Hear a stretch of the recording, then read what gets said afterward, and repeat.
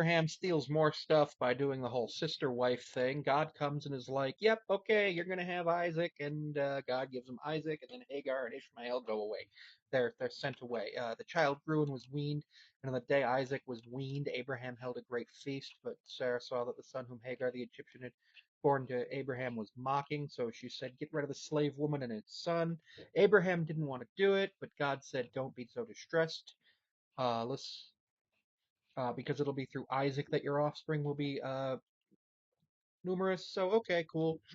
And then God was with the boy as he grew up, so God protects him.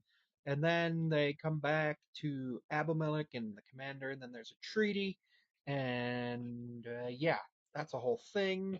This is a very interesting verse or chapter because it shows how Isaac is born, and then what happens after Isaac is basically he becomes the head of the household after Abraham because he is the firstborn son to the rightful marriage. Because remember, Hagar was never married to Abraham. She was just his property, so he had sex with her as he felt, as he pleased, because his wife told him to, and that led to the birth of Ishmael. So Ishmael's banished because apparently he decided to mock Isaac, which is weird.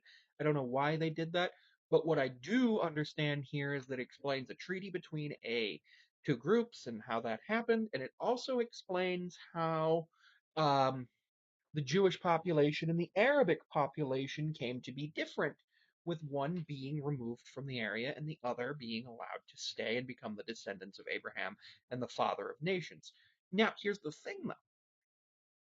Ishmael is still the father of many nations, of many other nations. So Abraham is the father of more than just Israel. And that leads to later on what I assume happens in the Quran, with why that's there and why an Abrahamic religion is Islam. I don't have a Quran right now. I'm planning on buying one to try to read and do something like this with it.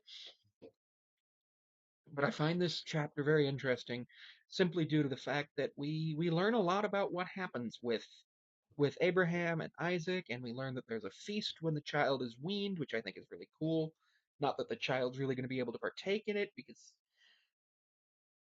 once the child's weaned, they're not eating much.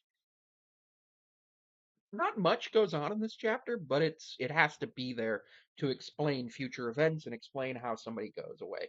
So yeah, it has to be there, even though it's not a great chapter. All right, everybody, don't forget to like, comment, subscribe, and you can follow me on Patreon for $1 a month. And Mariners recap videos will be published 12 to 14 hours before they'll be published on YouTube on there. You'll also have some access to things that I write, well, some blog posts. I might use it as a website, and you can book me on Cameo. You can follow me on Instagram, and well as Blue Sky at Sammy5436.